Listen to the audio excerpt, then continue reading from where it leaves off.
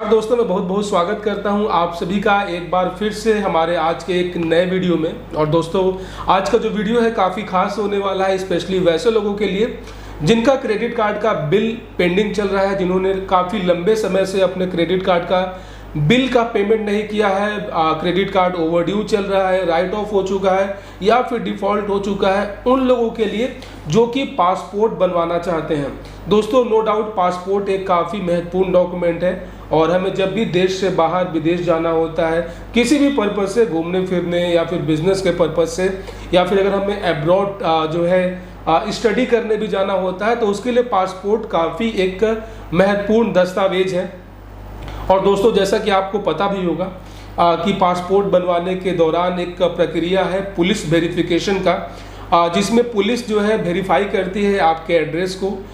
Passport आवेदन करते समय जो भी आप अपना एड्रेस देते हैं, ठीक है, तो वहाँ पे उस एड्रेस का एक फिजिकल वेरिफिकेशन किया जाता है पुलिस के द्वारा। और मकसद ये होता है भारत सरकार का कि जो भी पासपोर्ट का जो आवेदन करता है, जिन लोगों ने पासपोर्ट के लिए अप्लाई किया है, उसके ऊपर कहीं भी कोई भी एफआईआर या फिर किसी कोर्ट के द्वारा बेल पे या फिर उसके ऊपर कोई भी वारंट या फिर समन जारी ना हो। ऐसे में कोई भी व्यक्ति जो कि बेल पर बाहर हो, वो पासपोर्ट बनवाकर देश से बाहर भाग सकता है, या फिर जिसके ऊपर जो है अरेस्ट वारंट लागू हो, अगर वो फरार चल रहा है तो वो भी पासपोर्ट बनवाकर इंडिया से बाहर भाग सकता है। तो वैसे लोग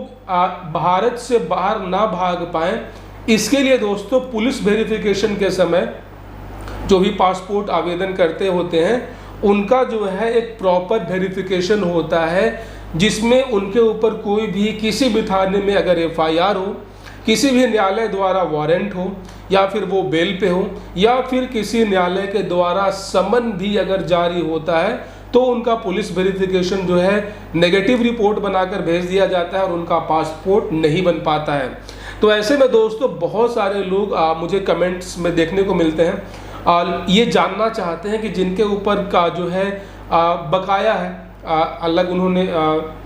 किसी बैंक से पर्सनल लोन लिया है, या फिर नॉर्मली क्रेडिट कार्ड यूज़र हैं जिनका अभी पूरा उन्होंने क्लियर नहीं किया है, उनका बिल पेंडिंग है, ठीक है, तो क्या वो ऐसे में पासपोर्ट अप्लाई कर सकते हैं, क्या वो विदेश जा सकते हैं? उनके मन में ये सवाल आते हैं। तो दोस्तों, आज के इस वीडियो में आप पूरी तरीके से सीख पाएंगे कि चीज़ें किस तरीके से काम करती हैं, और आप कौन कौन सी अगर आप गलती करेंगे तो जो है आप पासपोर्ट नहीं बनवा पाएंगे। अगर आपका पासपोर्ट ऑलरेडी है भी, तब भी आपका जो है उसके ऊपर वीज़ा को जो है रिजेक्ट कर दिया जाएगा। दोस्तों, जैसे कि मैंने शुरू में बोला कि कोई भी व्यक्ति जिसके ऊपर किसी भी थाने में एफआईआर हो, दूसरा अगर वो बंदा जमानत पे बाहर हो, तीसरा अगर उसके ऊपर अरेस्ट वारंट हो, चौथा अगर उसके ऊपर कोई समन जारी हो, ठीक है, ये चार चीज़ें ऐसी होती हैं, अगर ये किसी के ऊपर है तब वो पासपोर्ट के लिए एलिजिबल नहीं है। अब बात कर लेते हैं यहाँ पे क्रेडिट कार्ड का। क्रेडिट कार्ड बेसिकली जो जिन लोगों को मिला हुआ है, और अपने देश में लगभग 20 से 25% लोग क्रेडिट कार्ड यूज़र हैं। तो क्रेडिट कार्ड नॉर्मली क्या होता है कि एक बिल साइकिल होता है, अगर आप 1 तारीख से लेकर 45 दिन के बीच तक एक बिल साइकिल होता है, ठीक है। तो अगर आपका बिल पेंडिंग है, या अगर आप 45 दिनों के अंडर में है, तो कोई चक्कर ही नहीं है, क्योंकि क्रेडिट कार्ड एक अलग चीज़ है। क्रेडिट कार्ड यूज़ करना कोई क्राइम तो है नहीं। लेकिन अगर आपने लंबे समय से आपने पेमेंट नहीं किया है, ठीक है, या फिर आपने डिफ़ॉल्ट किया हुआ है, तो इसका जो है सारा रिपोर्ट जो है बैंक जो क्रेडिट कार्ड जो जिस बैंक ने इशू किया है, वो इसका रिपोर्ट सिविल में भेज रहा है। सिविल बेसिकली दोस्तों भारत सरकार और रिजर्व बैंक का एक अपना एक संस्था आप कह लें, जो कि लोगों के फाइनेंशियल रिकॉर्ड्स को रखता है कि लोगों का रीपेमेंट हिस्ट्री कैसा है, लोगों का उनका जो टाइमली पे करने का हिस्ट्री कैसा है। इसका कहीं से भी पुलिस को या फिर न्यायालय को कोई भी रिपोर्ट नहीं दिया जाता है। ये बेसिकली सिविल स्कोर को रेगुलेट करने का एक तरीका होता है कि अगर आप टाइमली पेमेंट कर रहे हैं तो आपका सिविल स्कोर अच्छा रहेगा, ताकि आप बाद में किसी दूसरे लोन के लिए भी आप अप्लाई करोगे तो आपका उस हिस्ट्री के बेसिस पे आपको लोन प्रोवाइड कर दिया जाएगा। अगर आप बिल टाइमली पे नहीं कर रहे हो तो इसका मतलब कि आपका सिविल डाउन होगा, ताकि आप बाद में अगर आप किसी दूसरे बैंक के क्रेडिट कार्ड के लिए, पर्सनल लोन के लिए, व्हीकल लोन के लिए, होम लोन के लिए अगर आप अप्लाई करोगे तो आपका रिजेक्ट कर दिया जाएगा। इसका और कोर्ट का आपस में कहीं से भी कोई लेना देना नहीं होता, क्योंकि एक अलग से एक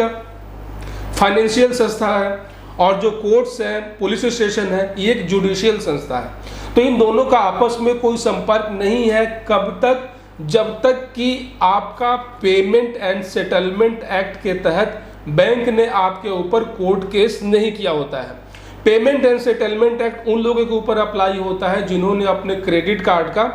जो बिल पेमेंट था उन्होंने ECS मैंडेट करके जो है ऑटो पे कर रखा था। ऑटो पे बेसिकली क्या होता है कि जो भी आपका बिल जनरेट होते हैं क्रेडिट कार्ड का, ये ऑटोमेटिकली जो है नेक्स्ट मंथ आपके अकाउंट से कट जाते हैं। इसमें आपको मैनुअली कोई भी बिल पेमेंट नहीं करना होता है। तो जो भी आपका बिल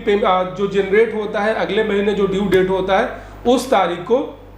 क्रेडिट कार्ड का जो बैंक है उस बैंक से रिक्वेस्ट करता है और ECS मैंडेट के थ्रू उतने पैसे कट जाते हैं और आपके क्रेडिट कार्ड का बिल जो है वो पे हो जाता है। अब चूंकि वहां पे क्या है कि आपने कमिटमेंट कर रखा है, जब भी आप ECS के लिए आप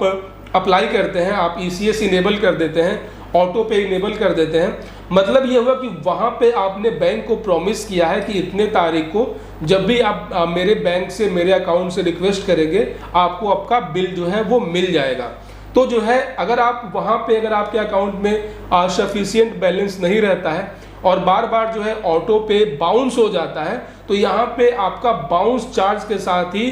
जो है चेक बाउंस का केस जो है ये बैंक आपके ऊपर कर सकती है। नॉर्मली करती नहीं है लेकिन बहुत सारे केसेस में देखने को मिली है, क्योंकि ये एक तरीके से ब्रीच ऑफ ट्रस्ट हुआ, क्योंकि आपने उसे प्रॉमिस कर रखा था। लेकिन अगर आपका क्रेडिट कार्ड जिसमें आपने ऑटो पे नहीं किया था, आपने कोई ऐसा प्रॉमिस नहीं किया था कि इतने तारीख को मैं बिल जनरेट कर दूंगा, बिल पेमेंट मेरे अकाउंट के द्वारा कर दूंगा, आपने अपने बिल का जो पेमेंट का जो मोड रखा था वो मैनुअल रखा था, मतलब कि आप अपनी इच्छा से, आप अपनी मर्जी से आप या तो आप मिनिमम पेमेंट करो या फिर आप फुल पेमेंट करो, ये आपके ऊपर डिपेंड था। लेकिन ऑटो पे में क्या होता है कि पूरा का पूरा जितना भी बिल आता है टोटल आउटस्टैंडिंग आपके अकाउंट से कटते हैं, वहां पे मिनिमम पेमेंट का कोई चक्कर नहीं होता है। तो उस केस में जो है बैंक जो है आपके ऊपर जो है कोर्ट में केस कर सकती है ECS बाउंस का।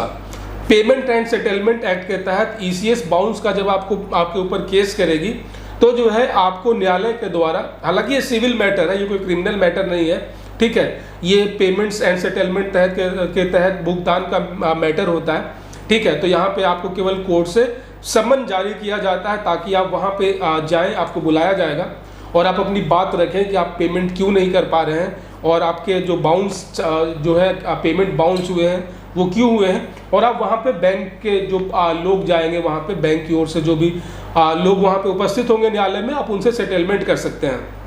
ठीक है। तो उस केस में अगर आपके ऊपर समन इशू हुआ है तो आपको बैंक की ओर से सूचना भी मिल जाती है, आपको बाई पोस्ट भी आपके घर पे कोर्ट का ऑर्डर आ जाता है, ठीक है। तो उस केस में आप पासपोर्ट के लिए आप एलिजिबल नहीं है। लेकिन अगर आपने ECS मैंडेट नहीं कर रखा था, ऑटो पेमेंट नहीं कर रखा था, तो आपका क्रेडिट कार्ड आइदर वो सिक्योर हो या फिर अनसिक्योर क्रेडिट कार्ड हो, अगर आप डिफ़ॉल्ट करते हैं, अगर आप पेमेंट काफ़ी दिनों से ड्यू है, तो भी आप पासपोर्ट अप्लाई करके विदेश जा सकते हैं, क्योंकि इसमें कोई भी कोर्ट केस नहीं होता है, बैंक ने कोई भी लीगल एक्शन नहीं लिया होता है जो कि कोर्ट की नज़र में है। तो ऐसे में दोस्तों आशा और उम्मीद करता हूं कि आप इस वीडियो से सीख चुके होंगे कि आपको कभी भी अपने क्रेडिट कार्ड का जो बिल पेमेंट का जो स्ट्रक्चर है उसको कभी भी ECS के थ्रू ऑटो पेमेंट नहीं करना है। आपको खुद से ये डिसाइड करना है कि आपको मंथली बिल का या तो मिनिमम पेमेंट करना है या फिर आप टोटल आउटस्टैंडिंग करना है, लेकिन आपको खुद से करना है। और अपने देश में अगर आप क्रेडिट कार्ड का पेमेंट अगर आप डिफ़ॉल्ट करते हैं तो ये कोई भी क्राइम नहीं है, हालांकि ये सिविल में चला जाता है, वो एक अलग चीज़ है, लेकिन ये कोई भी क्राइम नहीं है। आप बिल्कुल बेशक आप पासपोर्ट के लिए अप्लाई कर सकते हो, ठीक है, पुलिस वेरिफिकेशन भी आपका पॉजिटिव हो जाएगा और आप बाहर जाकर जाइए, पैसे कमाइए और जितने भी आपके बकाए हैं उन सभी क्रेडिट कार्ड के जमा कर दीजिए, आपको कहीं भी कोई भी परेशानी का सामना नहीं उठाना पड़ेगा। तो दोस्तों आशा और उम्मीद करता हूँ कि इस वीडियो से आप सीख पाए होंगे कि क्रेडिट कार्ड का और पासपोर्ट का आपस में क्या कनेक्शन है। इसके अलावा अगर आपके मन में कोई और सवाल है, कुछ आप और जानना चाहते हैं, तो आप हमारे इस